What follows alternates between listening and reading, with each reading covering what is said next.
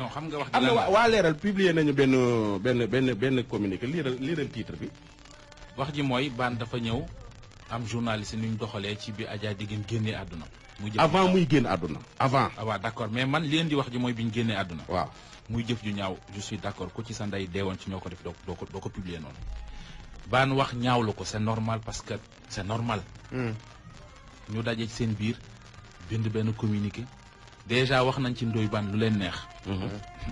moom ak ñoom la. man la waxoon rek laay wax. ku la attaqué yow mii. sama yoon nekku ci mais ku attaqué groupe bi mën nga attaqué donc du ma porté xeexu kenn. mais ba ñuy wax mënoon na ma ci bañ génne. parce que man li ma xam ci ñoom. Ndoye Bane xamu ko ci ñoom. mais comme ñoo bokk corporation bi. ay nit lañu dañoo war a joxante cër dañoo war a respectante. mais dama ne ku ci bëggati golo go fooy. demal parc an boo ko amul nga jëli sa bàyyi. waaw may jéggalu. ci yooyu yëpp di jéggalu.